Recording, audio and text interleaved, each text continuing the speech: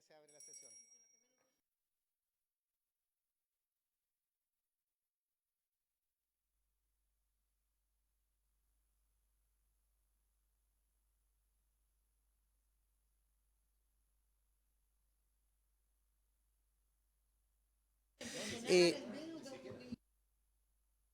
Eh, Saludar a nuestro invitado, señor ministro, y su equipo. Feliz año, que sea una buena gestión a nuestros invitados, colegas senadores. Señor secretario, la cuenta. Señor presidente, señoras senadoras y senadores, no hay cuenta en la sesión de hoy día. Perfecto. Entonces entramos a la orden del día. Pedro, perdón. Lo que pasa es que ayer en la tarde recibí una solicitud de la ANSON, que querían asistir en calidad de oyente 3 dirigentes, que si se pudiera autorizar para el proyecto que... ¿Para el de mañana? Para el de mañana, el de Gendarmería. Yo creo que no habría... Mando el nombre del presidente. No habría inconveniente, como siempre lo hemos señalado, que sean 1 o 2 por asociaciones, para efectos de que no... de la ANSON, que puede ser 2 dirigentes. ANSON, que puedan ser 2 dirigentes también que se registren con la Secretaría y con el orden. No habría problema. Gracias, presidente.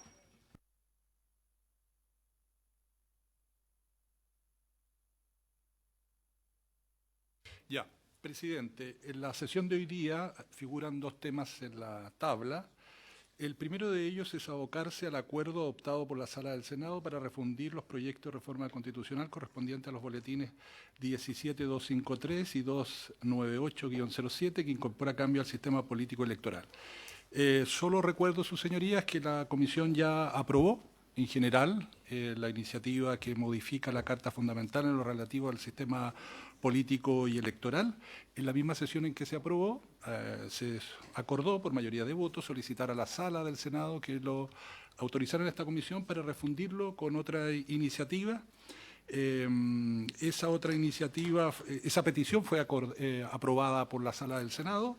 La Secretaría ha examinado el texto de ambas mociones, son idénticas y por lo tanto, dado que ya está adoptada la decisión por la Comisión, se tomó la votación en general, solo dejar constancia de que por este acto y por resolución de la Sala, correspondería refundir en ese solo texto este proyecto de ley.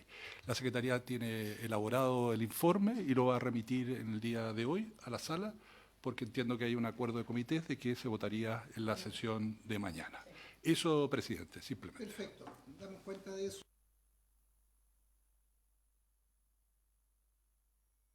Pasamos al segundo punto de la tabla. En el segundo punto de la tabla, señor presidente, señoras y señores senadores, está citada esta comisión para continuar con el estudio en particular del proyecto de ley que crea el Servicio Nacional de Acceso a la Justicia y Defensoría de las Víctimas de Delitos.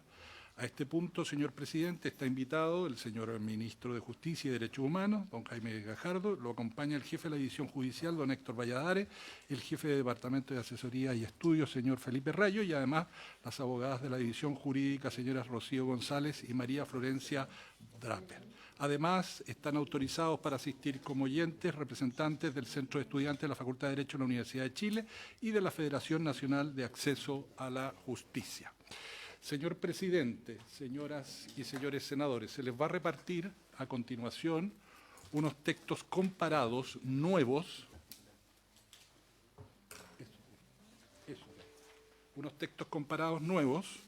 que contienen la legislación vigente, el texto aprobado en general, las indicaciones que se han presentado a este proyecto y las modificaciones que hasta el momento ha acordado la Comisión. Y en la última columna, como ustedes van a examinar, hay un texto tentativo de lo que sería la disposición aprobada en particular. Al Ejecutivo, señor presidente, señoras y señores senadores, se les pidió que elaborara, dentro de un plazo que abrió la Sala del Senado, unas indicaciones para avanzar en el estudio de algunas enmiendas que habían quedado pendientes. Ese documento también figura en la carpeta, es la indicación de 16 de diciembre de 2024 que presentó el Ejecutivo. Ahora, Como método de trabajo, presidente, la Secretaría ha ingresado al texto comparado cada una de esas indicaciones que figuran en el documento y yo les voy a ir indicando las páginas correspondientes donde aparecen. La primera de ellas les pido que vayamos a la página 15 del texto comparado. 14 y 15. Señor presidente, había una indicación que estaba pendiente de resolución, que es la indicación número 7, cuya autoría es de usted, presidente, que incide en la organización interna del servicio. Originalmente venían considerados tres subdirecciones, y usted había propuesto agregar una nueva subdirección. Dado que eso afecta la iniciativa exclusiva del presidente de la República, se produjo una conversación en esta comisión y el Ejecutivo ha presentado la indicación que figura ahí como 7A, página 15 y 16, tercera columna.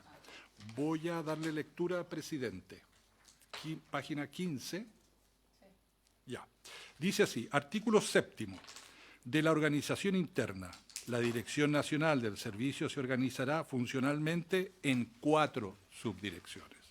Subdirección de Defensoría de Víctimas, Subdirección de Líneas de Acción y Programas, Subdirección de Mecanismos Colaborativos de Resolución de Conflictos y Subdirección de Operaciones. Las subdirecciones y los subdirectores, y las subdirectoras estarán adscritos al segundo nivel jerárquico del sistema de alta dirección pública establecido en la Ley 19.882, que regula nuevas políticas de personal a los funcionarios públicos que indica.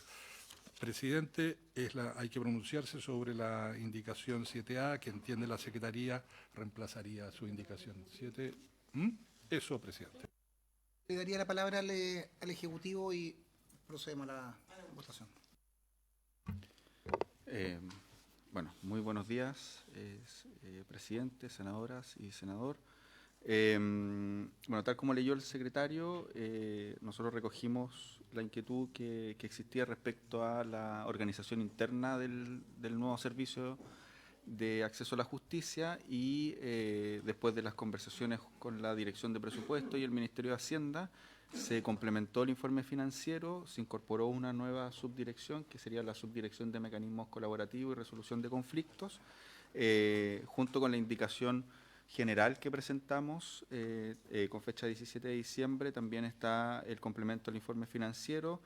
Todos los directivos de estas subdirecciones son del mismo grado, adscritos a la alta dirección pública, y el complemento del informe financiero da cuenta de los costos que tiene la creación de este nuevo cargo directivo y por lo mismo a lo que ya tenía el informe financiero, que eran 12.000 millones y fracción, se incorporan estos 77 millones para este nuevo cargo directivo. Así que en ese sentido la indicación del Ejecutivo da cuenta de la discusión que se había realizado en la comisión y lo importante que era la creación de una subdirección que relevara la solución alternativa de conflictos como uno de los elementos claves del servicio de acceso a la justicia.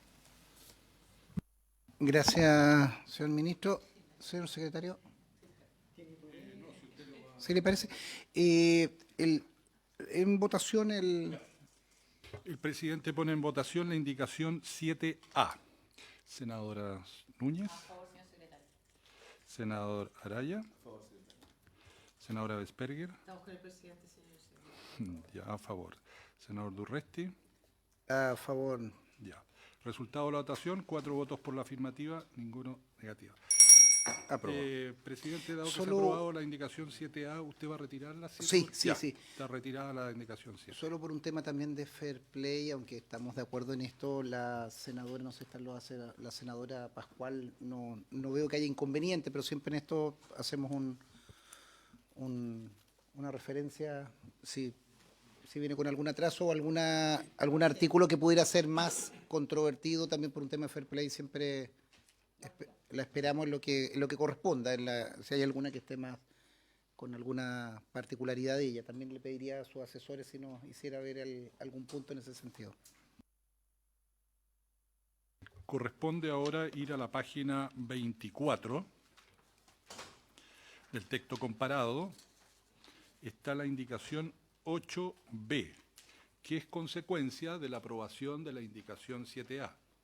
Dado que se ha incorporado un nuevo cargo directivo. Se ha aumentado el guarismo, segundo nivel jerárquico, donde dice, estoy leyendo la segunda columna, 3, se está cambiando por 4. ¿Ya? No, el simulado no está adaptado porque no está votado. No está votado. Sí, no está votado. Se está haciendo la enmienda, claro, aparece como texto aprobado en particular, pero en realidad como está pendiente no lo hemos adaptado. Presidente, es la indicación 8B. ¿Sí le Con la parece? misma unanimidad, 4-0, senadora Núñez, senador Araya, senadora Vesperger, senador Durresti. Bien. Vamos ahora a la página 29-30. Estamos en el título segundo de acceso a la justicia, párrafo primero de los usuarios del servicio, y tenemos que examinar la indicación 9A. La indicación 9A es para agregar un inciso final a este artículo. Dice así, estoy leyendo en la tercera columna, la atención en mediación u otros métodos colaborativos de resolución de conflictos se realizará en los términos dispuestos por la normativa vigente.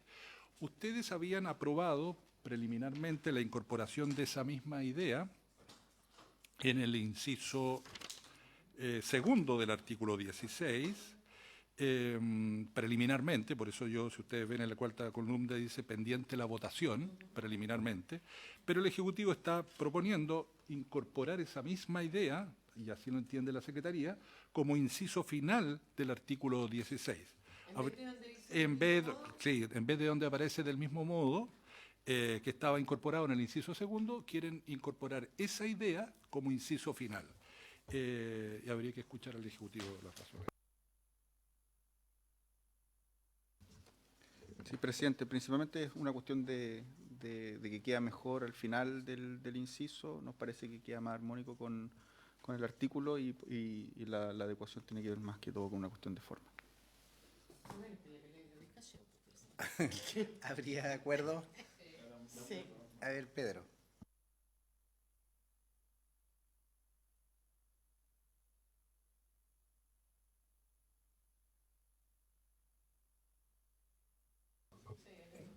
¿Unánime, presidente?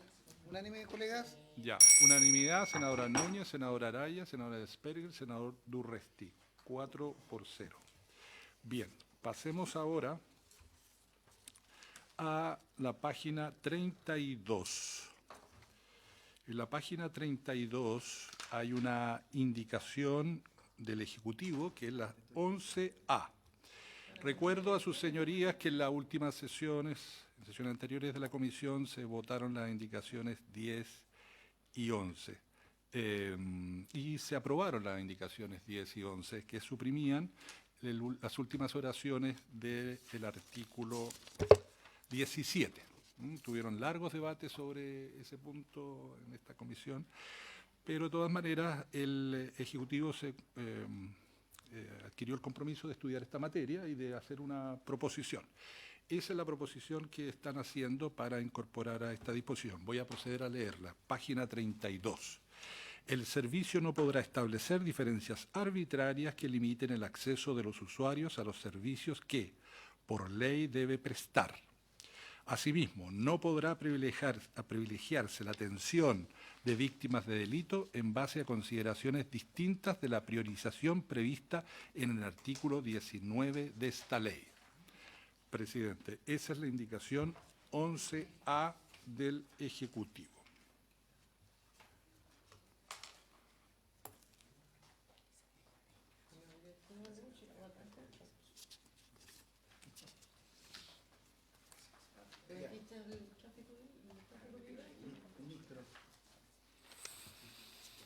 Sí, presidente, tal como lo dijo el secretario, efectivamente que se dio una larga discusión, es un inciso parecido al que está proponiendo el Ejecutivo, que estaba en otro orden del artículo, se rechazó, pero que tenía otra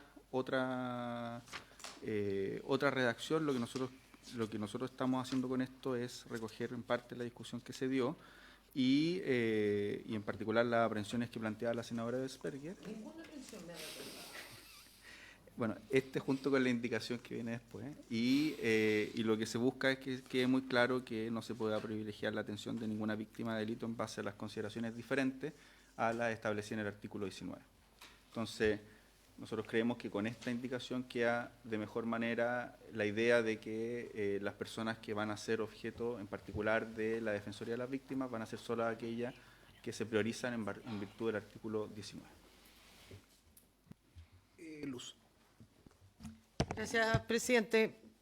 Es más de lo mismo porque no resuelve las aprehensiones que yo tenía. Básicamente vuelve la priorización al artículo 19, donde se establece que uno de los delitos, y por lo tanto de las víctimas de esos delitos que se prioriza, son el tráfico de migrantes, y claramente en el delito de tráfico migrante no hay víctima. Insisto, una persona que paga porque la ingresan ilegalmente al país es cómplice del delito de tráfico migrante, no es víctima. Gracias. ¿Se ofrece la palabra? El colega, si le parece solo un punto que le consultaba al asesor de Claudia Pascual, como se dio una discusión y seguramente se va a mantener la votación para incorporar la votación de Claudia, que lo dejáramos pendiente con la discusión que ya se hizo. ¿Usted, presidente, decía usted? Pendiente la votación. ¿Le parece? Pero yo creo que ya se dio la discusión. 4-1 y no 3-1.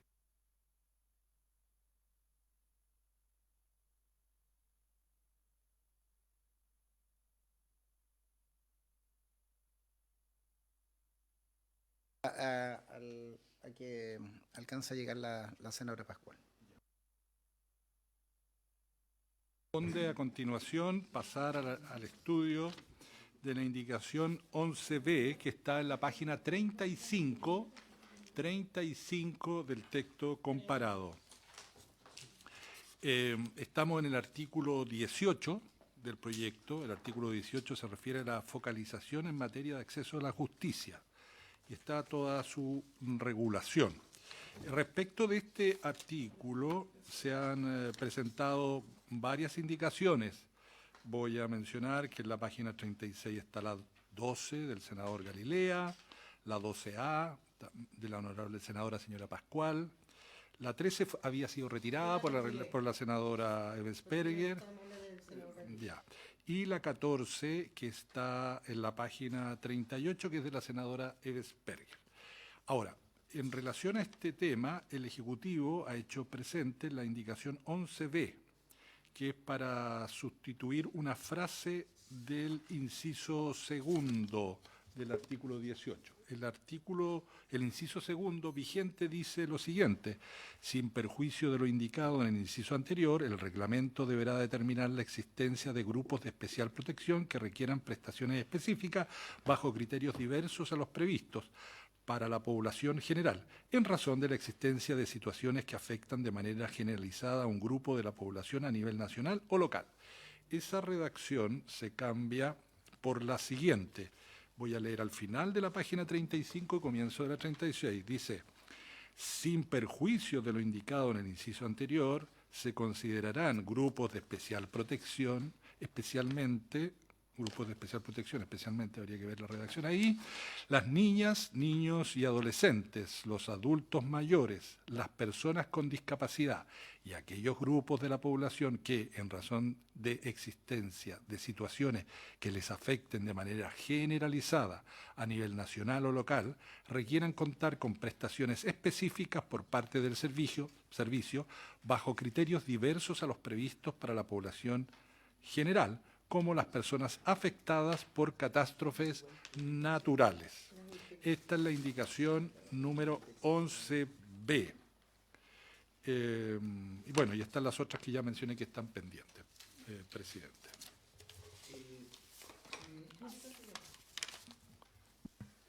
Sí, presidente, por su intermedio, bueno, lo que quisimos hacer es recoger las distintas inquietudes que habían respecto a la focalización, entendiendo que hay un criterio general de acceso en cuanto a los términos dispuestos por la condición de vulnerabilidad, Y luego, grupos de especial protección. Lo que nosotros estamos señalando con la indicación es establecer cuáles son los grupos de especial protección, que van a ser niños, niñas y adolescentes, adultos mayores, personas con situación de discapacidad, aquellos grupos. Y lo que señalábamos, y era nuestra diferencia con las indicaciones, en particular del senador Galilea, que nosotros planteamos que el servicio requiere de una habilitación para actuar en aquellos casos de catástrofe. Entonces ahí el servicio le presta atención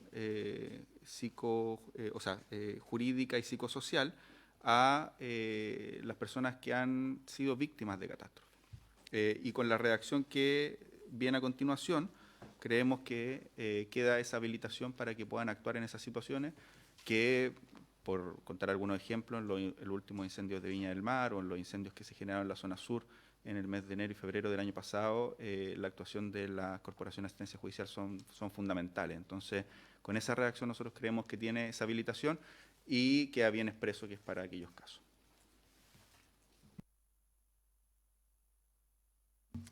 Presidente, yo en términos generales estoy de acuerdo con la indicación, es lo que habíamos conversado. Solo me preocupa casi en las últimas líneas, cuando dice cómo las personas afectadas por catástrofes naturales, porque la conversación que habíamos tenido era que se reducía a eso, ¿no es cierto?, a los incendios, a los sismos, a los tsunamis, pero el cómo, las personas en el cómo es a modo ejemplar. Por lo tanto, podría incluir otros grupos que no sean catástrofes naturales. Y eso es lo que me gustaría que el ministro dejara claro, si efectivamente, al ponerlo aquí como manera ejemplar, es para poder incluir otros o lo está reduciendo solo a catástrofes a nivel comunal, regional o local, o sea, no necesariamente nacional, como fueron los incendios en Valparaíso, ¿no es cierto?, que claramente uno entiende que ahí hay que habilitar un sistema para atender a esas víctimas. Presidente, nosotros estamos pensando principalmente en los incendios. Lo que pasa es que queremos que quede con cierta flexibilidad porque pueden haber eventos que, no sé, una atención generalizada por algún caso o eventualmente que ya decretada una catástrofe o un estado de emergencia, por ejemplo, termine la vigencia del estado de emergencia, pero se requiera regularizar propiedades. Entonces ahí ya no va a haber catástrofe natural, son personas que fueron afectadas por una catástrofe natural y uno, si fuera a una interpretación muy estricta, esas personas no podríamos entregarle asistencia jurídica. Entonces por eso queda un poco más flexible para eventos, pero estamos pensando principalmente en situaciones de catástrofe, que es donde nosotros veíamos que las otras indicaciones no nos dejaban actuar.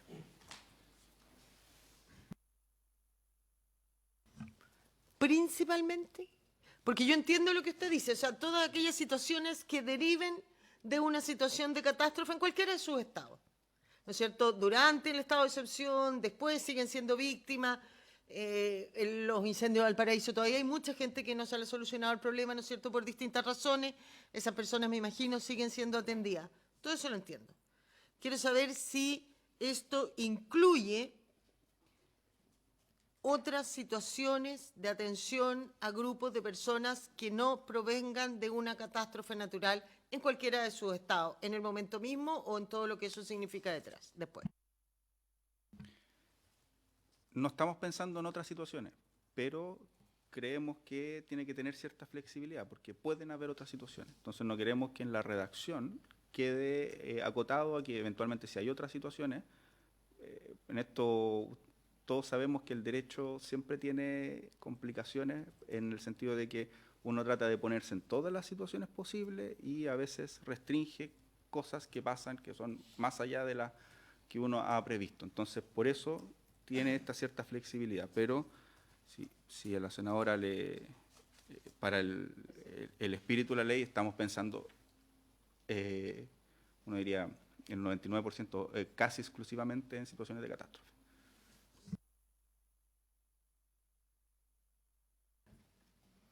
Sí, lo que pasa, ¿por qué yo insisto tanto? Porque estamos hablando de los grupos de especial protección, ¿no es cierto? Cualquier grupo que esté afectado el día de mañana por situaciones siempre van a tener el derecho a la atención. Está la ley y está el servicio. Pero entiendo yo que los grupos de especial protección a que el Estado y el legislador le quiere dar prioridad, tienen que ser acotados porque si no, al final caen todos en el mismo saco y nadie tiene prioridad. Entonces, por eso me parece importante dejar establecido con claridad y acotado los grupos de especial protección, presidente. Gracias, presidente. Sí, a ver, yo pienso similar en el sentido de que cuando se hace una excepción, evidentemente se está dejando al resto, no afuera, pero en una generalidad, ¿no? Al punto de que cuando hay menos recursos, menos profesionales, por ley, si es que alguien además se lo hace ver judicialmente, incluso eventualmente, van a tener que abocarse a esto. Volvamos a poner el ejemplo de los incendios, ¿cierto?, en la quinta región. Entonces, yo creo que vale el que queden con una especialidad niños, niñas, adolescentes, adultos mayores y personas con discapacidad, porque además, objetivamente, nos estamos adecuando al resto de nuestra normativa en otras leyes donde están considerados como personas de especialidad, situación, consideración. Pero en este caso, yo también lo leo de esa manera, en el ejemplo, y entiendo lo que dice el ministro presidente por su intermedio, de que la idea, ¿cierto?, y vuelvo a repetir el porcentaje, un 90% es que está adecuado a personas afectadas por catástrofes naturales. Entonces, creo que a lo mejor, una cuestión de reacción, ya que ese es el ánimo, que quede claro que es para aquello, o para aquellas personas, uno podría decir para casos de catástrofes naturales, o sea, dejarlo más específico, dejarlo expreso, porque siento que eso no quita la flexibilidad del punto de vista de que evidentemente el servicio se va a abocar cuando tengamos una situación así, por ejemplo, en el caso de lo que ocurre con la corporación, a personas que requieran de un servicio en ese momento. Entonces, para mí también el cómo deja no flexible la atención especializada a personas de catástrofe, sino que eventualmente podría alguien interpretarlo y dejar abierto al resto. Pero sí señalamos expresamente una cuestión como para casos de catástrofes naturales, entendiendo que antes estamos hablando, insisto, de las personas donde entiendo no hay ninguna discusión, como son los niños, niñas, adolescentes, adultos mayores, personas con discapacidad. Gracias, presidente.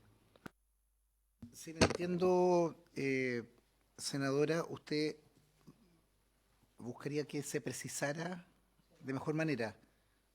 Si pudiera redactarlo, Paulina, para ver si hay consenso en eso. Sí.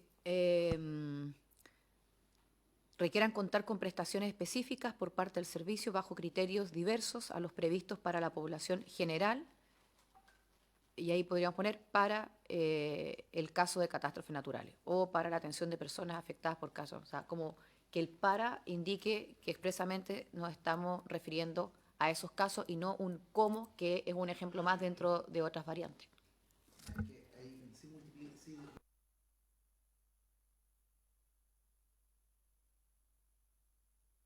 Que es importante la redacción.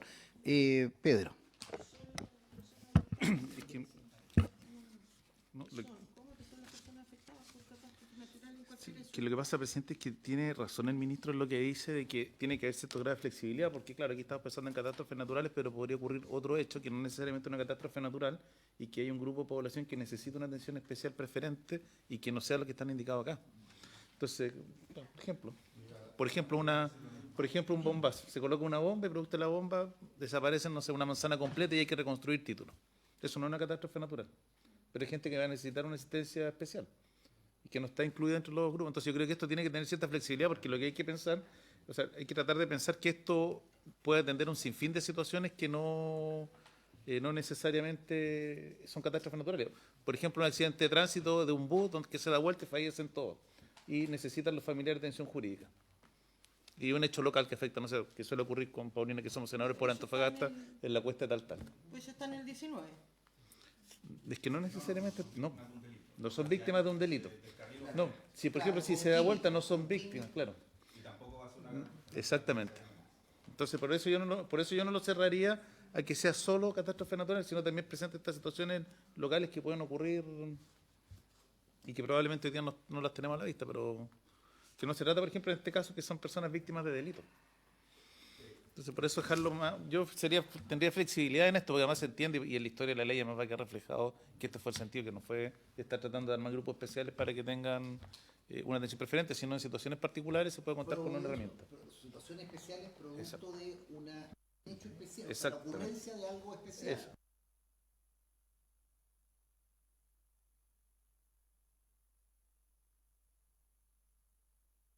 Presidente, estábamos justo viendo los antecedentes de por qué había quedado así y claro, estaban pensando, por ejemplo, la caída de un avión. La caída de un avión no la podemos, porque yo le planteaba, quizás lo podríamos derivar a casos de excepción constitucional, pero cae un avión, mueren lamentablemente muchas personas y el servicio podría entregarle asistencia jurídica a los familiares de las personas en materia sucesoria, qué sé yo, gente que no necesariamente va a estar en los criterios de vulnerabilidad económica, pero que por producto de este artículo se le podría entregar asistencia. ¿Ya? Entonces, asistencia, ojo, no representación, sino que asistencia, en el fondo que el Estado entregue asistencia. O un bus, que también pasan cuestiones de ese tipo. Entonces, son cosas muy excepcionales. Yo creo que quizás lo que podríamos dejar es para la historia de la ley, que estamos pensando en ese tipo de situaciones que, en primer lugar, lo pensamos para las personas de emergencias, catástrofes naturales. ¿Ya? Y eso tiene un estatus legal que es generalmente que se decreta el estado de emergencia. ¿Ya? Pero pueden haber otras situaciones de ese tipo muy acotadas en los que se pueda saltar a la focalización general que tiene este servicio, que es vulnerabilidad económica o grupos de especial protección.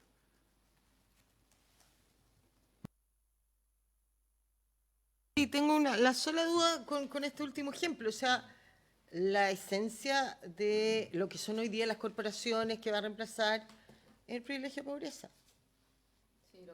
Entonces, hoy día aquí con esto, chao privilegio de pobreza, va a poder prestar asistencia, usted decía no representación, pero prestar asistencia y más encima lo estamos poniendo en grupos de especial protección, es decir, por sobre a lo mejor gente que no tiene, si no es por este servicio, otra posibilidad de asistencia.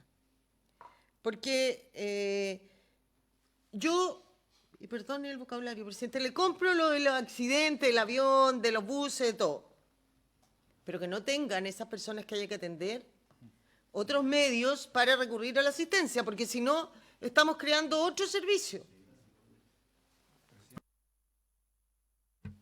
Estamos de acuerdo, senadora, solo que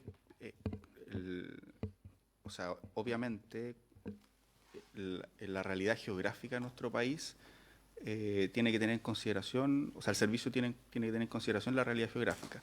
El servicio o la corporación, las actuales corporaciones de asistencia judicial y posteriormente el nuevo servicio de acceso a la justicia tienen una capacidad de despliegue territorial que logra abarcar ciertas realidades. Estoy pensando en la región de Antofagasta, por ejemplo. En la región de Antofagasta, si ocurre un accidente como han ocurrido entre Ollagüe y Calama,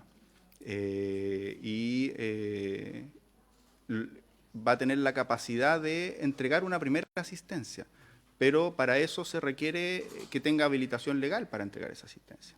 Entonces, por regla general, no le va a entregar asistencia a las personas que no cumplen con el criterio de vulnerabilidad o no se encuentran en los grupos de especial protección. De manera excepcionalísima, podría entregar la asistencia porque van a ser un sector de la población afectada por una situación muy particular. Eso es por qué le estamos dando esta flexibilidad. Se la estamos dando en términos generales para que actúe en catástrofe, es decir, una inundación, un incendio, etc. Pero están estas otras cuestiones que ocurren en nuestro país y generan una conmoción en localidades alejadas de los centros urbanos, donde además hay pocos abogados, poca capacidad de asistencia jurídica, donde el Estado puede prestar una función ahí específica. Entonces, en eso estamos pensando. Sí, perdón mi ignorancia en lo que voy a preguntar, pero no sé si cabe dentro, no me acuerdo, en los ejemplos que usted dio, probablemente no en el de la bomba, pero en los accidentes. Ahí la asistencia no está dentro de las facultades del CERNAC a la compra de pasaje que responda a la línea aérea. No sé si está dentro o no, por eso pregunto, porque ahí habría una asistencia de otro servicio del Estado. ¿Listo? Claro, son cosas distintas, claro, el CERNAC lo que va a hacer eventualmente representar los intereses del consumidor, pero muchas veces cuando ocurren estas catástrofes lo que la gente necesita es orientación jurídica. En el fondo, mire, usted puede ir al CERNAC y las cosas para ir al CERNAC son estas. Usted necesita realizar, por ejemplo, una posición efectiva para que las personas puedan eventualmente cobrar las cuotas mortuorias, etcétera, o para realizar tales trámites requiere hacer esto. Entonces, esa asistencia que es muy básica, que es la que entrega la Corporación de Asistencia Judicial, sobre todo en momentos de catástrofe o de este tipo de situaciones, es una orientación, como le digo, muy, muy básica, en el fondo, casi le dice a la gente hacia dónde tiene que ir, los trámites que tiene que realizar, los formularios que tiene que completar, el lugar hacia dónde tiene que ir. Y eso, y por eso estamos pensando esto, lo pensamos, lo que yo le decía a la comisión pasada, era en situaciones de catástrofes naturales, la corporación presta ese servicio que es de orientación. En algunos casos incluso lleva la representación, si se cumplen ciertos criterios, ¿ya? Pero lo primero que necesita es la habilitación legal para desplegarse al terreno, poder prestar esta orientación general a la comunidad, y para eso tiene que tener habilitaciones, ¿ya? Entonces, para esas situaciones, por eso requiere cierta flexibilidad, porque, por cierto, en situaciones de catástrofe, pero también estas cuestiones más puntuales que no van a tener un reconocimiento legal propiamente tal, ¿ya? Es decir, no va a haber un estado de emergencia, sino que eventualmente va a haber una emergencia comunal, pero no una emergencia decretada por una situación constitucional. Entonces, para eso también requiere desplegarse. Pero son cuestiones muy, muy puntuales, pero que son muy relevantes para las comunidades. Senadora Núñez. Gracias, presidente. A ver, en el siguiente orden de ideas, es evidente que la Defensoría de las Víctimas, ya sea para una asistencia, orientación o una eventual representación, va a ir destinada a través del privilegio de pobreza a personas que no puedan tener acceso, y por eso partimos, ¿cierto?, incluso en el título del proyecto, con acceso a la justicia, que no puedan pagar un abogado particular, en fin. Pero si estamos frente a una excepción, donde además estamos estableciendo la protección especialmente de determinadas personas o grupos de la sociedad, me parece que lo que señala la indicación respecto a que requieren contar con prestación específica por parte del servicio es bien amplio. Porque si frente a una catástrofe o accidente, para que entendamos que desde el ejemplo del avión hasta un terremoto, qué sé yo, vamos a hacer una excepción para esas personas, y me refiero a una excepción donde no vamos a considerar, por ejemplo, el privilegio de pobreza. Frente a excepción, yo estoy de acuerdo con eso, porque evidentemente es una excepción frente a la cobertura total, ¿cierto?, de los recursos a través de la Defensoría, en fin. Entonces creo que hay que señalar con mayor razón, de manera más precisa, de hasta dónde vamos a llegar, hasta dónde, al menos desde la discusión, desde el legislador, hasta dónde deberíamos llegar. Porque, insisto, aquí me parece que está muy general cuando se dice que va más allá de tener una norma más flexible, ¿no? O sea, entiendo que dejar la norma un poco más flexible es para poder abarcar situaciones excepcionales, no solamente catástrofes naturales, pero luego dejar ojalá claro hasta dónde se va a llegar, entendiendo que van a ser personas que sin considerarles, sin pedirles, ¿cierto?, un privilegio de pobreza, van a contar de igual manera con la asistencia u orientación, o incluso yo no lo limitaría eventualmente a la representación si es que son parte de una catástrofe o requieren, ¿cierto?, de algún apoyo por la situación compleja que están viviendo. Entonces, ojo acá, yo creo que al señalar se requieran contar con prestaciones específicas por parte del servicio. No sé si al final nos vamos a remitir solamente a la historia de la ley, de que esa prestación específica es la orientación, es la asistencia o incluso la representación, o ya directamente vamos a decir con todas las prestaciones que el servicio para el cual el servicio fue creado. O sea, quiero abrir esa discusión porque ya que estamos en una excepción, son recursos, etcétera, etcétera. Gracias. Presidente, lo que pasa es que decían que esta indicación 11B es solo para prestar la primera asesoría e indicación. Pero la frase que reemplaza en la indicación el 11b del artículo 18 del Ejecutivo es lo que va entre el inicio sin perjuicio hasta el punto seguido que dice a nivel nacional o local. Si aprobamos lo que viene del Ejecutivo, eso se reemplaza. Y luego sigue el artículo diciendo, en estos casos, punto seguido, en estos casos deberá disponerse la asesoría, defensa y representación jurídicas especializadas, así como el apoyo social de acuerdo con las características particulares del respectivo grupo. Además, podrá otorgarse apoyo psicológico a quienes pertenezcan a alguno de dichos grupos, en los casos en que así lo disponga el director o la directora nacional. Entonces, no estamos hablando de asesoría, estamos hablando del servicio completo a personas que pueden no tener vulnerabilidad y que pueden tener recursos propios, por mucho que estén sometidos a una catástrofe. Ahora, una catástrofe, claro, yo creo que el apoyo que se requiere es otro. En los incendios como en Valparaíso, el Estado tiene que entrar, claramente, eran personas vulnerables. Pero cuando estamos, vuelvo a decir, hablando de grupos de especial protección que vamos a atender por sobre la población en general, el requisito es vulnerabilidad económica, y tú vas a poner a todos estos grupos de especial protección, yo estoy de acuerdo, sobre ellos, pero que tengan o no tengan recursos y darle todas las prestaciones, me hace ruido, presidente. Complementar lo que dice.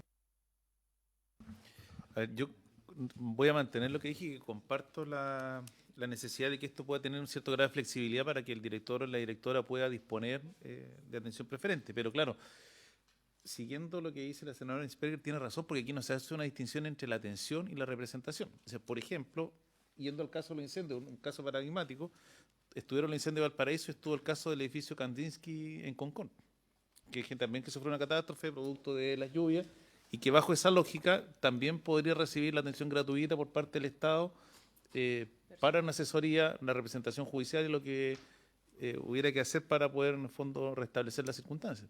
Entonces ahí probablemente yo creo que ahí sí hay que poner un atajo, decir hasta dónde llega esa flexibilidad. Porque claro, podemos abrir una puerta que es media compleja de cerrar en algún minuto, sobre todo pensando que el Estado no tiene la capacidad de otorgar la asesoría jurídica o la representación judicial a todos quienes la demanden, y que puede estar ocurriendo esa situación. Y yo creo que el ejemplo concreto puede ser lo de Kandinsky en Concón y los incendios que hubieron acá en Valparaíso y Viña. Entonces, ¿cómo se discrimina ahí?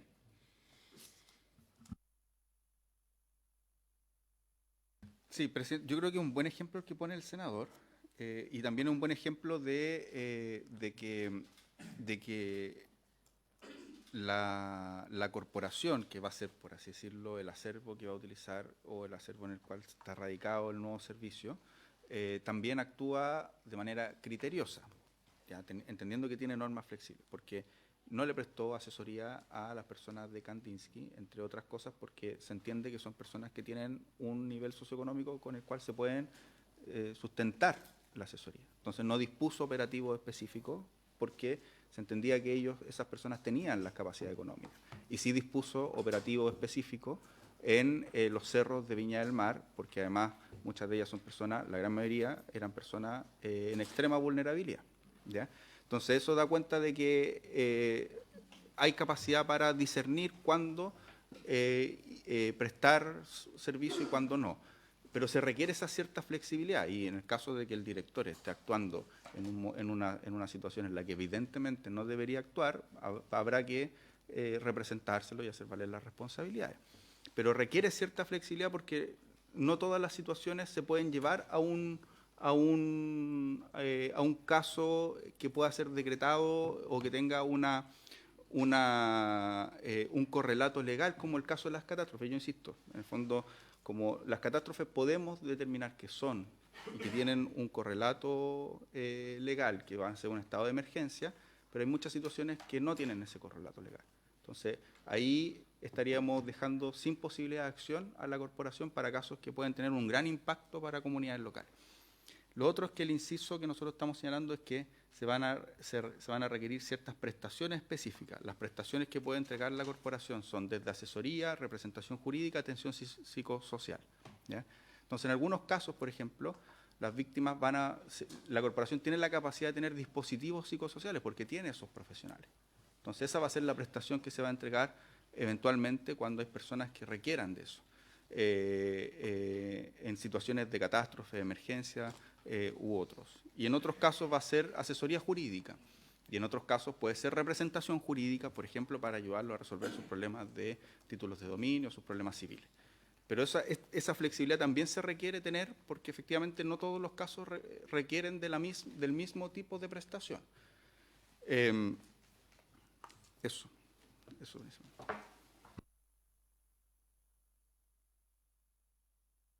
Presidente, lo que pasa es que, el ministro tiene razón en cómo actúa el servicio hoy día, porque claro, hoy día cualquier persona puede ir a la Corporación de Asistencia Judicial, tenga o no tenga recursos. Lo único que tengo que hacer, tengo que ir a hacer la fila. Y uno, a todos los que hicimos la práctica acá, nos tocaba atender gente, decirle, mire, ¿sabe qué? Esto es lo que tiene que hacer, pero la corporación no lo puede hacer porque usted está bajo la línea que establecía los criterios o el informe social, no lo acompaña y decía, mire, vaya al abogado de turno. Pero con lo que estamos haciendo con esta modificación, en esa época, en la época mía existía el abogado de turno civil. Entonces uno los mandaba al abogado de turno. Sí, yo también, a mí también me tocó ser abogado de turno civil. Penal y civil. Pero cuando cambiamos el servicio, como queda la redacción de este artículo, aquí se puede producir, en el mismo ejemplo, puede que la gente del Kandinsky no requiera la asistencia, pero ellos teóricamente podrían demandar al Estado y exigirle que el Estado los represente. Está en la norma. Está en la norma, porque acá no se hace esa distinción. Acá lo que se hace es eliminar la distinción de vulnerabilidad. Porque eso es lo que hacen los grupos especiales. En el fondo, eliminan el criterio de vulnerabilidad para poder prestar una asesoría específica. Porque siguiendo el ejemplo que plantea el ministro, claro, si fuera la gente de Viña del Mar que se le quemó los cerros que está en vulnerabilidad, no entra con problema. Pero lo que se está haciendo con esta contraexcepción es, en el fondo, eliminar el criterio básico o el criterio de corte de quién puede ingresar o no al servicio. Entonces yo creo que, entendiendo que tiene que haber esta flexibilidad, probablemente hay que buscar alguna redacción que deje a resguardo de que, si bien es cierto, el Estado puede entregar una primera asesoría a todos, no necesariamente va a prestarle representación judicial o alguna otra asesoría jurídica en la materia. Porque si no, yo creo que esto puede efectivamente prestarse a algún problema respecto de cómo se hace valer el derecho. Presidente, sí, efectivamente yo concuerdo con el senador Araya, porque el ministro lo explicaba muy bien, ¿no es cierto? Hoy día, que no existe esta norma, el director de la corporación puede decidir y dice, no, a usted no lo atiendo porque no cumple con los requisitos. Pero donde existen normas no tenemos por qué entrar a interpretar. Entonces, con esta norma, el día de mañana, el director de todo lo que aquí aparece, salvo el apoyo psicológico, no tiene posibilidad de utilizar el criterio para distinguir cuándo sí y cuándo no. Si usted dice, porque establece todos los tipos de, en estos casos deberá disponerse de asesoría, defensa y representación jurídica especializada, así como de apoyo social de acuerdo con las características particulares del respectivo grupo. Punto seguido. Además, podrá, antes decía deberá, ahora habla, podrá otorgarse apoyo psicológico a quienes pertenezcan a alguno de dichos grupos en los casos que así lo disponga el director o directora nacional. Pero en ninguna parte establece que los otros servicios es a criterio, no puede ser a criterio si se usa el término deberá. El servicio en todos estos grupos privilegiados tiene que dar todos los servicios.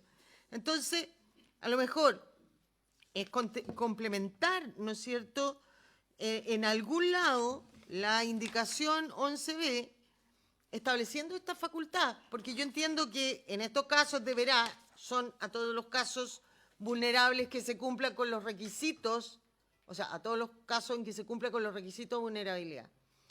Y los mismos servicios los puedes prestar, pero que quede a decisión del director o directora de acuerdo a los criterios que se fijen en el reglamento, al menos algo así.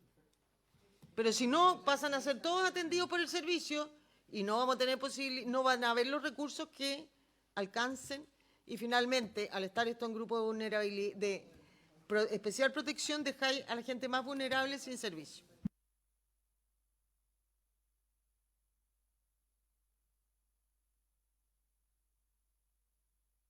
Sí, a ver, lo señalé cuando intervine por primera vez respecto a este artículo. O sea, yo creo que quiero insistir en aquello. El requieran contar con prestación específica, efectivamente está abriendo un abanico, entendiendo que a lo mejor esta reacción evidentemente buscaba otro objetivo, ¿verdad?, que es establecer esta atención especial, pero buscaba, me imagino, definir cuál era el grupo de las personas, pero no hasta dónde iba a llegar la prestación. Entonces, eso es lo primero que me gustaría que quedara claro, porque aquí, ministro, estamos abriendo algo para que eventualmente podamos hasta modificar el sistema. Me refiero a como lo que hoy día ocurre con la corporación o lo que eventualmente, cierto, podría ocurrir con la Defensoría de las Víctimas. Y lo que sí quiero, y por eso pedí la palabra, presidente, yo tengo la duda de que quede entregado el reglamento, porque al final, si en el reglamento no hay un compromiso de que se limite, y voy a ocupar esa palabra, entendiendo que es un poco negativa, pero se limite las prestaciones que puede entregar el servicio, entonces mejor acordamos algo que quede inmediatamente en la ley, porque obviamente que con este texto yo entiendo que esa es la voluntad del Ejecutivo,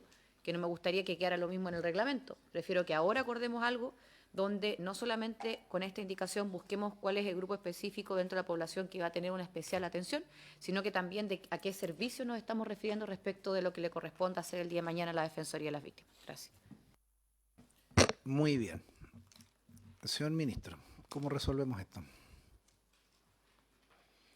Sí, a mí me parece que recoger lo que señalan las senadoras, de que, porque, primero que todo, yo creo que teníamos una discusión respecto a qué es lo que estaba en el reglamento, si los grupos de especial protección o no. Creo que esa discusión, con la indicación que nosotros propusimos, está resuelta. Creo que no tenemos problema con cómo está la redacción, porque más o menos todos estamos de acuerdo en que los grupos de especial protección ya están definidos y ahí está, y están estos grupos más genéricos, pero que están afectados por situaciones específicas de catástrofes naturales por regla general y eventualmente algún otro caso que pueda existir de alta connotación local o nacional. Pero, por así decirlo, la discusión derivó en cómo determinamos el tipo de prestaciones, qué prestaciones se le van a entregar, y eso efectivamente yo creo que se puede hacer por vía reglamentaria, ¿ya? Entonces, uno diría, cómo las personas afectadas por catástrofes naturales, o en el fondo diga, bajo los criterios diversos de los proyectos para la población general, como las personas afectadas por catástrofes naturales, todo conforme a lo que disponga el reglamento específico.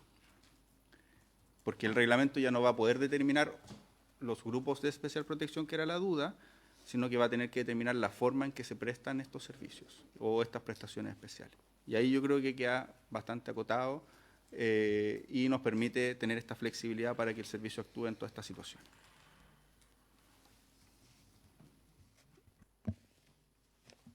¿En qué quedamos entonces? ¿Cuál es la redacción? Sí, yo creo que está hecho el debate y lo que queremos evitar. Yo lo que le pediría tal vez redactarlo, dejémoslo pendiente para que lo redacte su equipo por mientras y seguimos. Saludamos, senadora Pascual.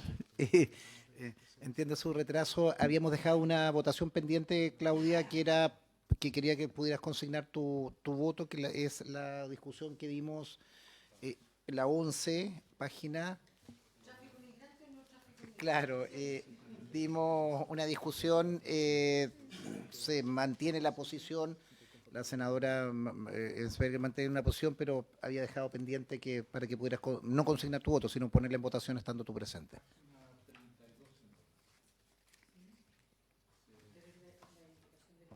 Sí, lo que pasa es que las 10 y 11 fueron aprobadas y se suprimió la última oración, que figura en negrilla en la segunda columna. Y como fue un tema muy discutido largamente, el Ejecutivo había adquirido un compromiso de traer una redacción que tratara de cerrar esa discusión. Y ahí estaban en el planteamiento. Y es la indicación 11A, senadora. La idea es ponerle en votación.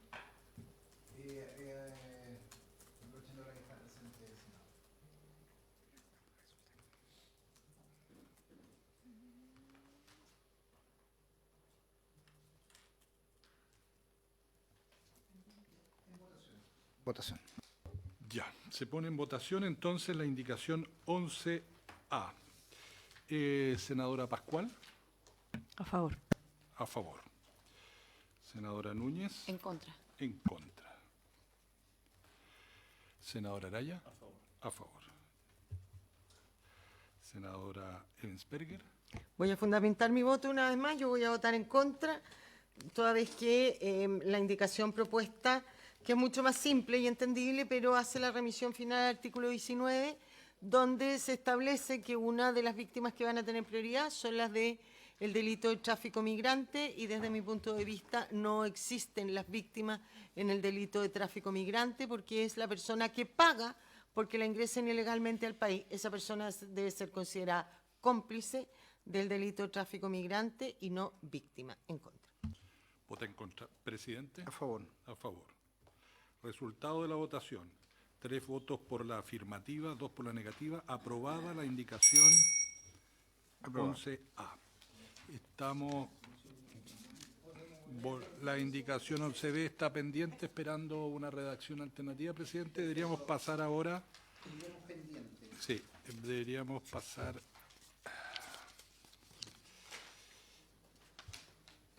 Ya. Les voy a no, lo vamos a hacer al final mejor. Vamos a la página 48. Aquí hay una indicación que está aprobada, que es un cambio que se hace en el artículo 24. Se aprobó la indicación 24, la Secretaría ha hecho simplemente un ajuste de forma que quería mostrarles, que el verbo procurando, para que quedara más claro según el criterio de lo que ustedes habían discutido. Es solo para mostrar ese fenómeno. Vamos ahora a la página. En la página 55 también ustedes aprobaron una enmienda al artículo, es un artículo largo, es el artículo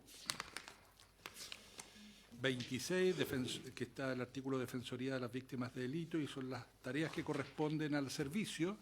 Agregaron un número 6 nuevo en la página 55, solo indicarles que el Ejecutivo hizo llegar la indicación correspondiente que coincide con el texto que ustedes aprobaron.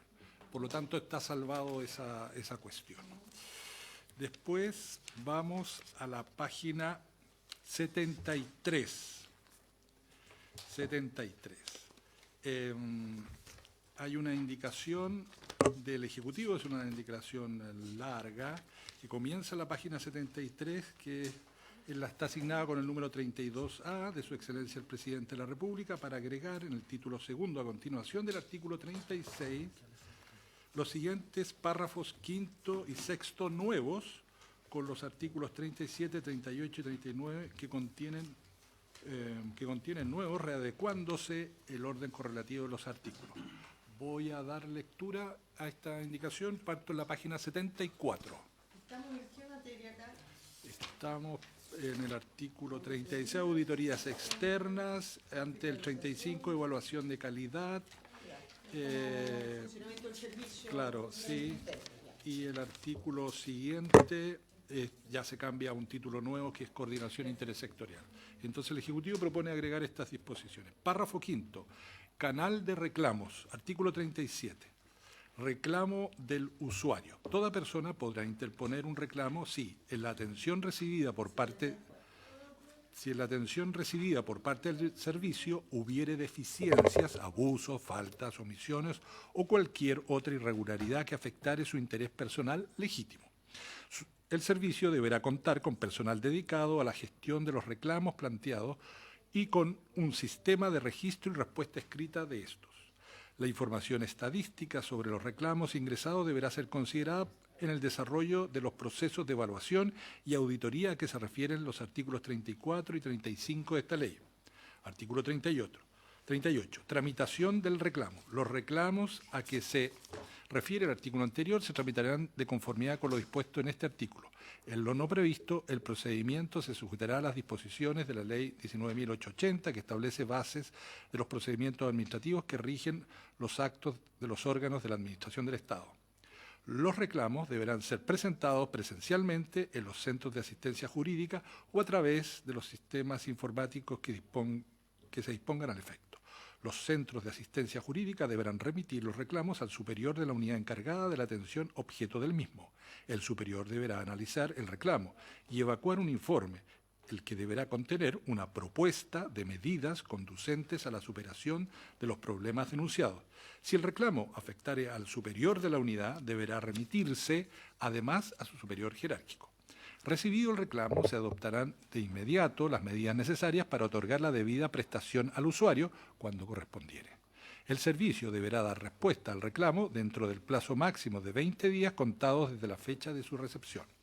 Si el reclamo se debiere a hechos que pudiesen constituir una infracción a deberes u obligaciones funcionarias, el director o directora regional o nacional, según corresponda, deberá iniciar los procedimientos disciplinarios correspondientes.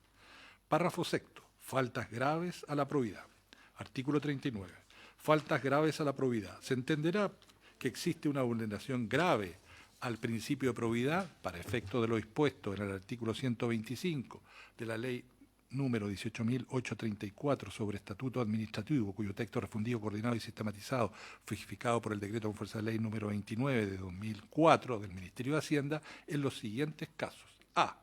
Cuando en la representación jurídica se incurriere en negligencia inexcusable o falla manifiesta que afecte gravemente los intereses o derechos del usuario de un modo que resulte imposible de subsanar con otras actuaciones o diligencias nuevas y posteriores. B. Cuando se infringiere los deberes de reserva establecidos en esta ley o cuando se utilizare la información del servicio para uso particular, incluyendo la información contenida en otros sistemas, registros o bases de datos a los que tenga acceso en su calidad de funcionario del servicio. C. Cuando solicitaren, hicieren prometer, aceptasen o recibiesen cualquier tipo de pago, prestación, regalía, beneficio, donativo, ventaja o privilegio de cualquier naturaleza, para sí o para terceros, de parte de cualquier persona natural o jurídica, con la cual deban relacionarse de cualquier modo en razón del desempeño de sus funciones. D. Cuando compareciesen sin previa comunicación a su superior jerárquico ante los tribunales de justicia como parte personalmente interesada, testigo o perito, respecto de hechos concernientes a usuarios del servicio de los que hubieran tomado conocimiento en el ejercicio de sus funciones.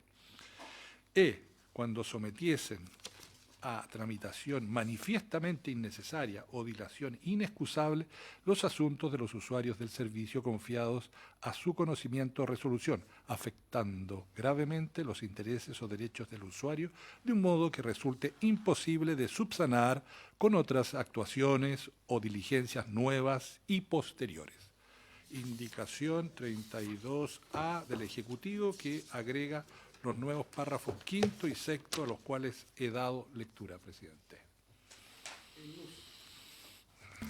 Gracias, presidente.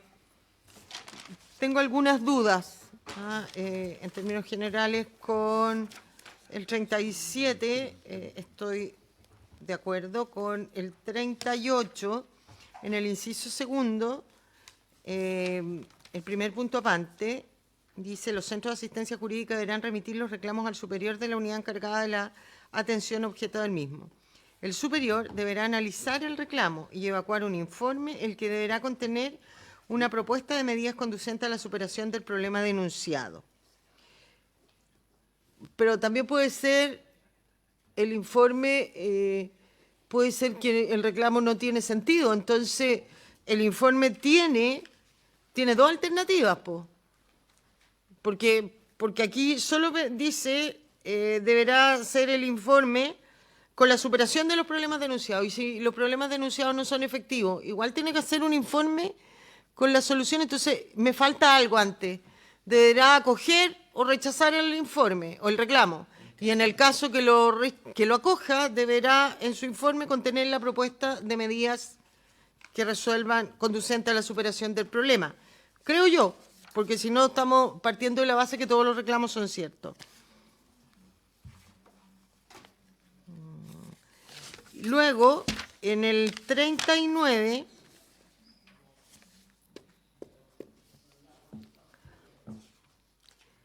tengo una duda que casi me da vergüenza preguntarla, pero la voy a preguntar igual.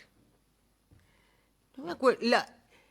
El patrocinio y poder, porque Estamos hablando acá, me imagino, de los funcionarios, ¿no es cierto?, que son los que tienen responsabilidad administrativa, pero también podría eventualmente un postulante incluir en falta a la probidad.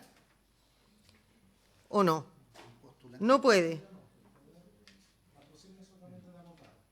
No sé, pues el patrocinio es de abogado, pero los postulantes tienen poder, que también es representación en las causas. Ya, pero tienen representación. El poder te da la representación para comparecer en juicio. Entonces, dice, cuando la representación jurídica se incurriere, cuando es la representación jurídica que se incurriere en una diligencia inexcusable, a falta de manifiesta, esto van a ser solo para los abogados que no fiscalizaron. Si es el postulante el que incurre en esa manifestación. Exacto. Y el abogado jefe o el abogado a cargo podría caer en falta ya. Administrativa. Ya. Lo otro es la letra D.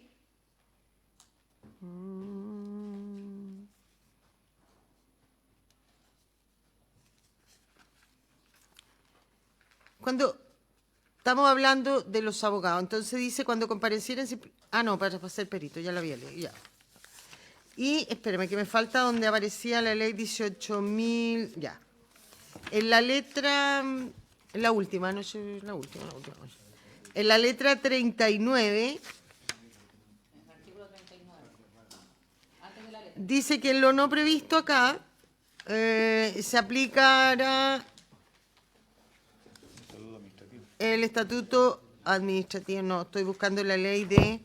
¿Dónde aparecía la ley de procedimientos administrativos? Acá. Sí. En el 38, incisos primero. Dice, lo no previsto el procedimiento se sujetará a las disposiciones de la ley 19.888. ¿Quiere decir eso que hacemos aplicable también todos los recursos que establece la ley? Porque la 19.888 regula lo que es el acto administrativo, los plazos, ¿no? Pero de las cosas más importantes son los recursos, que aquí no hablamos de recursos. Entonces, ¿son todos esos recursos para un reclamo o no son un poquito mucho? Son como 4 o 5. Reconsideración con apelación jerárquica, ilegalidad. Es regla general. Sí, es como que si al final se comete un delito va a poder recurrir a todo el código penal, por decir algo. No, por supuesto, lo que creo es que si estamos en un proceso administrativo No, está bien. no deberíamos limitar la...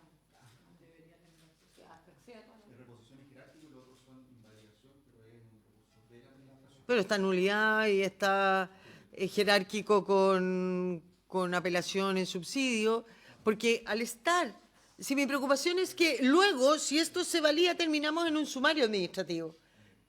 Entonces, y ahí vienen todos los otros recursos del sumario administrativo, más yo puedo terminar en una ilegalidad o en un recurso de protección en la Corte. Entonces, podría ser un proceso extenso. Mi duda es si no debiera haber que limitar a una reposición o reposición con apelación subsidiaria, porque estamos en un reclamo más o menos chico, ¿no? De mala atención, entiendo. Sí. Bueno, presidente, por su intermedio, señalar que tanto el párrafo quinto como el sexto, que son los artículos 37 y 38 del párrafo quinto y el artículo 39 del párrafo sexto, nosotros lo estamos indicando en razón de la última sesión que tuvimos, en la que tanto el senador Araya como la senadora Núñez y en general la comisión, pero digamos partimos con la aprehensión que tiene el senador Araya, que siguió la senadora Núñez y el resto de la comisión en general, nos plantearon, bueno, qué pasa con los usuarios que quieran reclamar de los servicios por parte de en este caso, el Servicio de Acceso a la Justicia. Entonces, se hizo un procedimiento de reclamo y en razón de las dudas que surgen respecto al procedimiento de reclamo, son dos cosas distintas. Uno es el procedimiento de reclamo de parte de los usuarios, que se va a resolver conforme a las reglas del artículo 37 y 38, que son las reglas que están ahí, más eventualmente los recursos de la ley 19.880, que en este caso serían reconsideración y jerárquico. Y reposición y jerárquico. Reposición y jerárquico. Pues el otro son la invalidación, que es la que tiene el servicio conforme a la ley 19.880. Entonces, esos serían los dos recursos que tendría para un reclamo de un usuario. ¿Y ese pobre usuario dónde va a buscar otro abogado para que le ayude a hacer los recursos? No, o sea, los recursos no requieren del patrocinio en la ley 19.880. Claro. Lo que se busca es que haya un procedimiento para que se recoja eventualmente los reclamos que existan. Esa fue la duda que hubo. Efectivamente, esto uno puede llevarlo a múltiples ámbitos, pero la idea era que hubiera un canal, claro. Ese canal tiene estas reglas que son acotadas y, por cierto, para suplementar o para complementar este procedimiento están las reglas generales del procedimiento administrativo, ¿ya? Que se aplicarían, entre otras cosas, los recursos en el caso que el usuario lo estime pertinente. Otra cosa distinta es eventualmente las responsabilidades administrativas que puedan surgir respecto a un reclamo, porque son dos cosas distintas. Y las responsabilidades administrativas que puedan surgir respecto a un reclamo están las reglas generales, más reglas específicas que nosotros pusimos de faltas graves a la probidad, que darían lugar a la aplicación de las sanciones establecidas en el artículo 125 del Estatuto Administrativo, que es el de la destitución, y que son estas reglas que se construyeron en el artículo 39, que son reglas específicas en las que nosotros consideramos que hay falta grave a la probidad que da lugar a la sanción de destitución conforme al artículo 125, para que no queden las reglas solo generales, sino que vayan reglas específicas en cuanto a la actuación que tiene este servicio, ¿ya? Y eso en términos generales. No sé si, Felipe, presidente, si lo permite. Sí, un dato antes de darle la palabra a Felipe. Me preocupa la situación principalmente de los postulantes. Toda vez que al no estar sujeto a la responsabilidad administrativa, pero sí tienen responsabilidad, al tener el poder, pueden también generar situaciones, y muchas veces los reclamos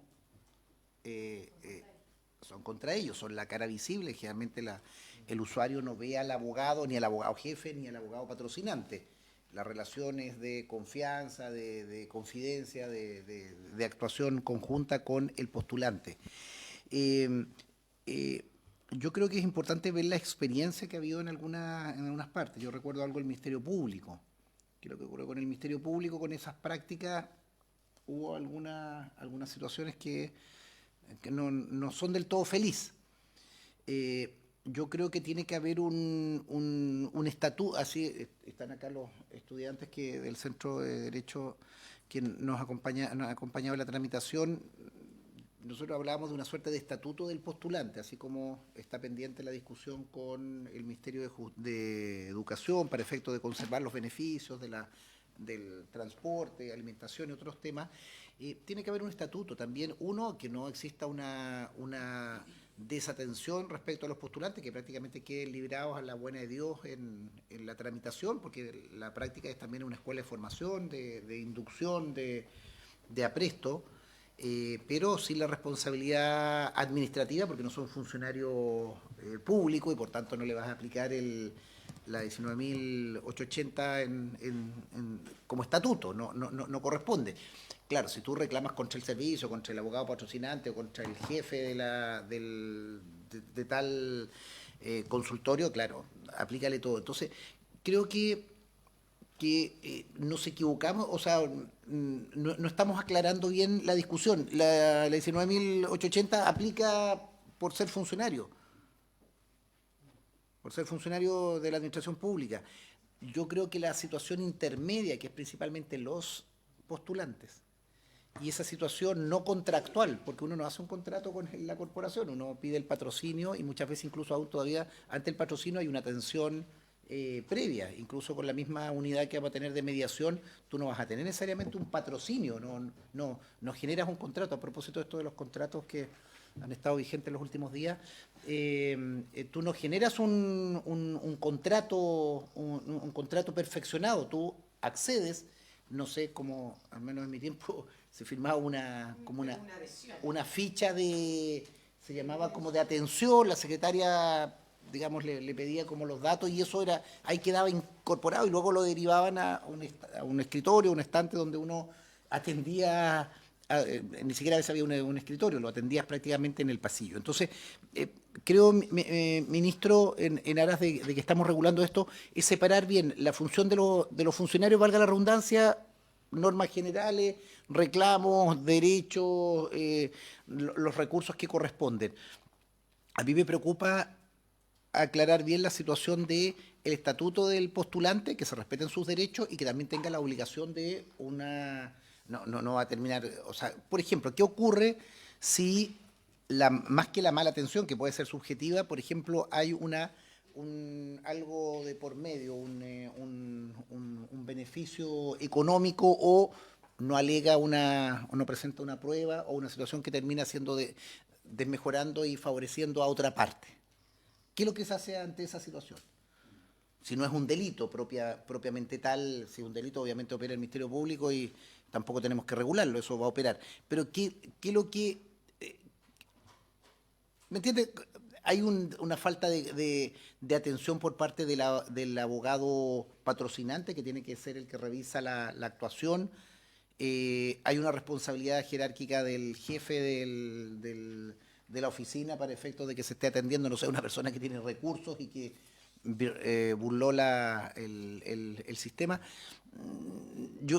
Yo creo que tenemos que perfeccionar el sistema, que no existan esos orificios por donde colarse arbitrariedades y que tampoco, por otro lado, termine pagando el postulante que por una situación permanente de la institución. Los postulantes pasan y las corporaciones, el servicio de acceso a la justicia permanece. Entonces, tampoco quiero que el día de mañana un postulante termine con una mala evaluación o sancionado, no sé por qué cosa, cuando había un sistema que no lo acogía. Yo insisto, y doy inmediatamente la palabra, ¿por qué se ha mantenido la práctica profesional como un elemento fundamental para efectos de la obtención del título de abogado? Entre otras cosas porque se presta un servicio de enorme importancia a la comunidad. Hoy día lo estamos perfeccionando, lo estamos dando una versión del año 2025, pero entendamos que son miles de prestaciones a lo largo de Chile que solucionan problemas, que resuelven y que le permiten a muchas personas acceder a un sistema gratuito y efectivo en todo Chile. Entonces, me preocupa que tengamos vacíos de normativo y que nos llenemos más de recursos y presentaciones. Rodrigo y Luz, y de ahí, ministro. Paulina. Presidente, ustedes más adelante van a ver una indicación referida a los abogados que hacen la práctica profesional y ahí están parte de las normativas que regulan en esa situación. Ahora, yo entiendo que su inquietud es que estas normas estén destinadas, las que ustedes están viendo, a los funcionarios del servicio y no a los que hacen la práctica profesional, que tienen un estatuto propio. Una cuestión de mera forma que podría ayudar a esto es titular los párrafos: canal de reclamo en contra de los funcionarios del servicio, falta grave a la probidad de los funcionarios del servicio. Si ese es el objetivo, que esta falta a la probidad se le hacen aplicables solo a los funcionarios del servicio y el canal de reclamo en contra de los funcionarios del servicio, porque la responsabilidad de los abogados que hacen la práctica va por otra vía, yo lo sugiero para que lo consideren nada más. Puede ser que sea un error, pero para que ustedes lo examinen. Títulos de los párrafos.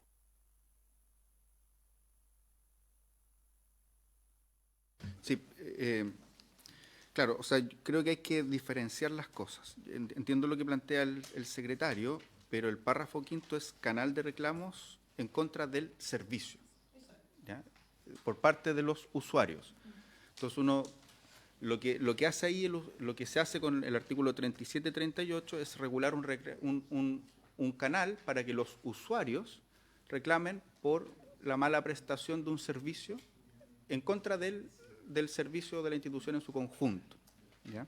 Entonces está hecha en beneficio del usuario y esas son las reglas para que el servicio responda ese reclamo, y en ese reclamo lo que se establece es que es la forma en que se recoge el reclamo, que puede ser por escrito o a través de una aplicación informática. Segundo, se establece que el servicio tiene que contar con personal dedicado a la gestión y por eso ahí también está la indicación que implica cómo el servicio se tiene que organizar para aquello. Tercero, en el artículo 38, cómo se tramita el reclamo, y en la tramitación del reclamo se le tiene que dar una respuesta al usuario, establecer los plazos y las medidas para recoger o no, y ahí la senadora tiene razón, recoger o no el reclamo, ¿ya? Y cuáles son las medidas que se van a tomar para que el usuario, para que se resuelva el reclamo que planteó el usuario. Entonces, el 37 no es canal de reclamos en contra de los funcionarios, sino que es canal de reclamos por la prestación del servicio que está realizando la institución, ¿ya?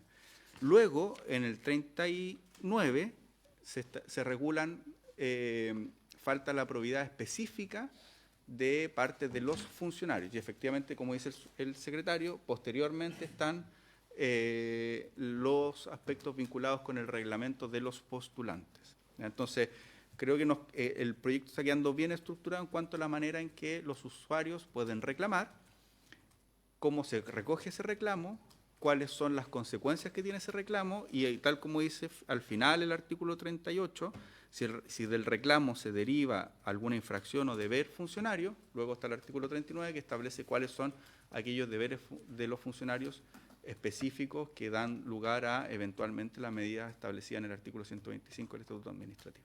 Entonces, están separadas las cosas, debidamente. Felipe, no sé si tú querías... Presidente. No, insistir en la necesidad justamente de diferenciar este tipo de responsabilidades. Una es la que le puede caber al servicio, las reclamaciones que se planteen en contra de esto por un tema más bien organizacional. Otra es la responsabilidad que le puede caber a los funcionarios, particularmente responsabilidad administrativa, disciplinaria. Esa no es aplicable, no puede ser aplicable respecto de los postulantes porque no tienen esa condición. O sea, por ejemplo, la sanción que se establece respecto de este catálogo, que es la remoción o la destitución, no tiene ningún sentido respecto de quien no es funcionario. En cambio, la responsabilidad que se hace valer en una disposición especial donde se regula la situación de los postulantes a la práctica profesional, bueno, es aquella que tiene que ver con el ejercicio de la práctica profesional, donde se le hacen aplicables los deberes de la ética profesional, y eso se puede ver reflejado también en sus evaluaciones, sin perjuicio también de la responsabilidad civil o penal que le corresponda como a todas las personas. Pero por eso es importante como diferenciar estas responsabilidades, tanto la que le cabe al servicio, digamos, como canal de reclamo, donde pueden estar por actuaciones tanto de los abogados como de los postulantes, otra la de los funcionarios y otra sería la de los postulantes. Y simplemente también enfatizar que también un objetivo del proyecto de ley es la profesionalización del servicio. Entonces también está, creemos correcto, que la responsabilidad se haga valer principalmente de quienes son los abogados, sin perjuicio del deber de sujetarse a los deberes éticos que recae en los profesionales, en los postulantes y las responsabilidades del régimen general, civil o penal que puedan incurrir, pero eso. Vamos a prorrogar 5 minutos para... Presidente, dos cosas.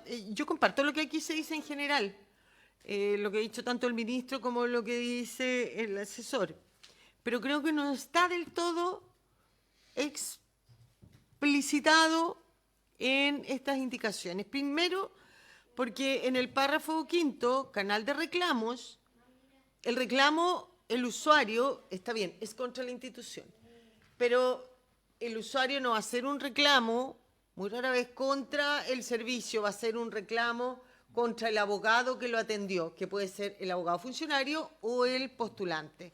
Por lo tanto, este canal de reclamo no es solamente contra los funcionarios, es contra la institución, pero dentro de la institución los postulantes también son parte de ella, y ahí entonces vamos a llegar al final a donde estén los artículos sobre el estatuto de los funcionarios o los que ahí se pongan para revisar si queda entendible. Lo que a mí me parece que falta además en el 39, no sé cómo explicitarlo, pero debiera quedar en algún lado, en el artículo 39, las letras A y E, ¿no es cierto?,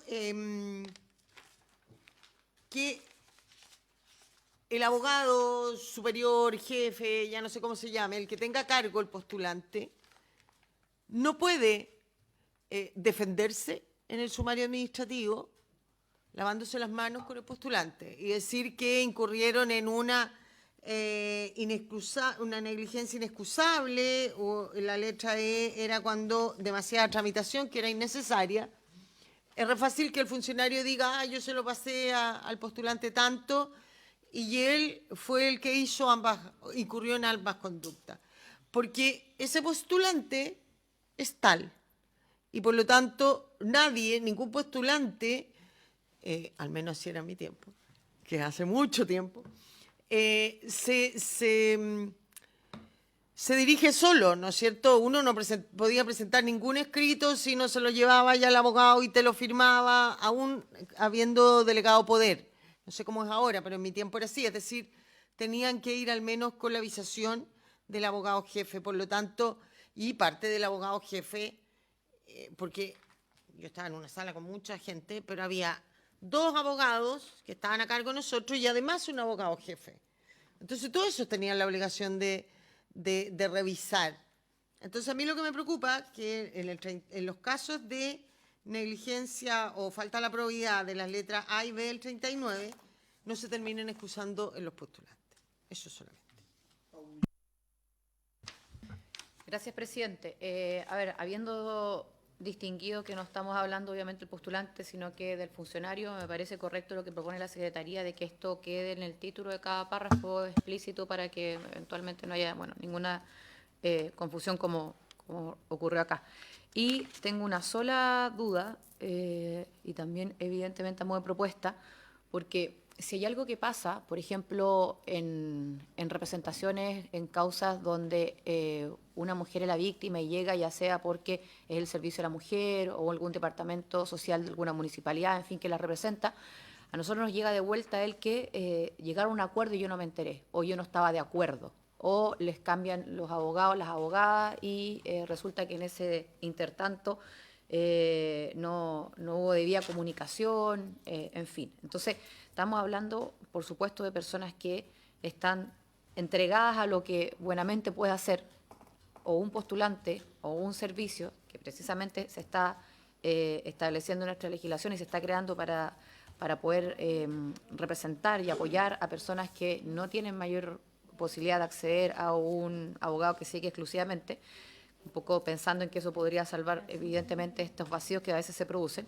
Y yo no sé si es agregándolo en el artículo 39, dado que mi duda es a propósito que son faltas graves de la probidad, o efectivamente se entiende, ¿cierto?, dentro de una falta grave de la probidad por los ejemplos que se acaban de poner, o más que ejemplos, por las cuestiones que estamos estableciendo en cada letra. Pero algo muy similar o más que similar, la otra cara de la moneda podría ser la letra E, ¿verdad? Que dice, cuando sometiesen a tramitación manifiestamente innecesaria o dilación inexcusable los asuntos de los usuarios del servicio confiados a su conocimiento o resolución, afectando gravemente los intereses. En este caso, yo lo que estoy marcando al punto es que ese usuario puede reclamar cuando ese abogado tomó algún acuerdo con su contraparte o tomó alguna decisión que, por supuesto, dañó el juicio, pero donde no había un visto bueno, donde no había una autorización. Claro, ahí dentro de un procedimiento pues, se podría resguardar el abogado o el postulante diciendo tengo poder o no me han delegado poder.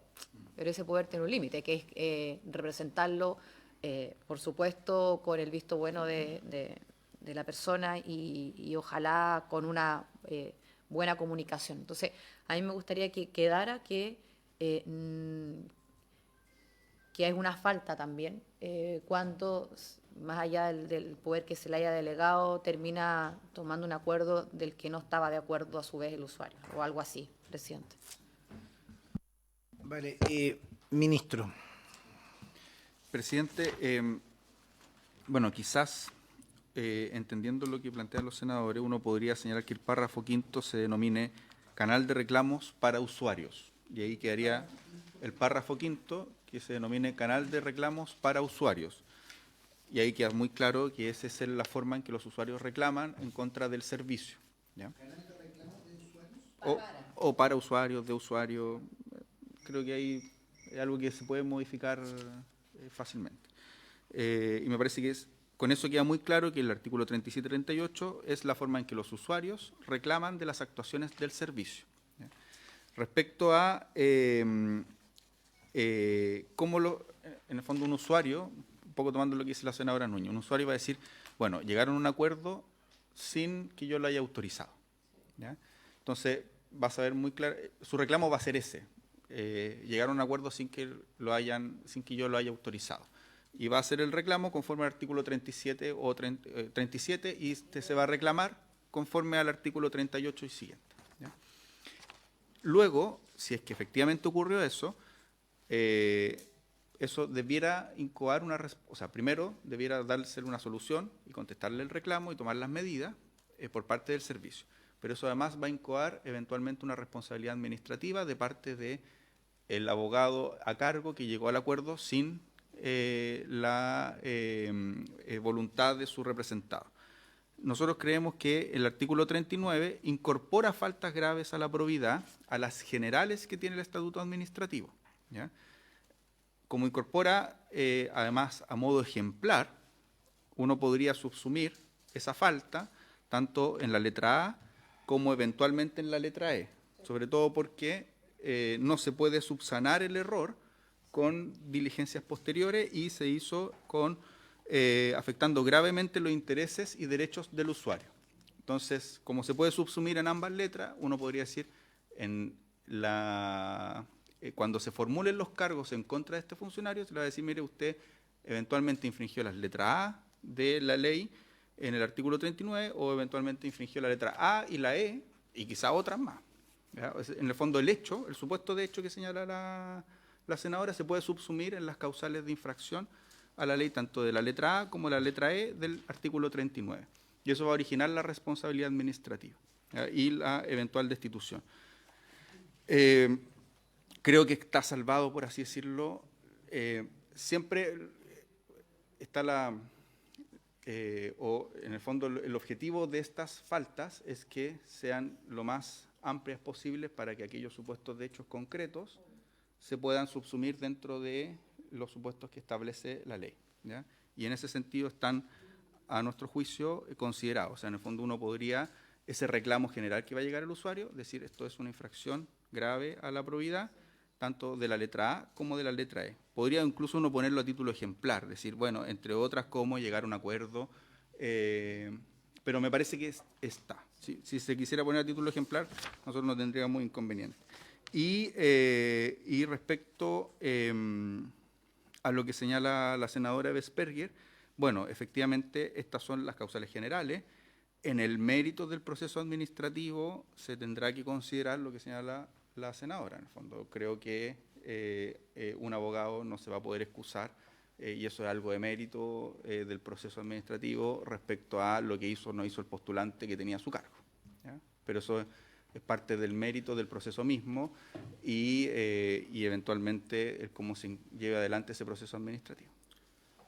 Ministro, me parece bien con su respuesta, lo encuadramos, pero por un tema de tiempo, estamos ya fuera del plazo, le pediría que partiéramos la próxima sesión aclarando eso con la otra redacción que también estaba pendiente y despachamos. Yo creo que usted hace el punto de lo que es la responsabilidad del canal de reclamo al usuario, lo que es el estatuto un poco del postulante y del funcionario, y si eso nos ayuda al menos en un orden, no lo despachamos.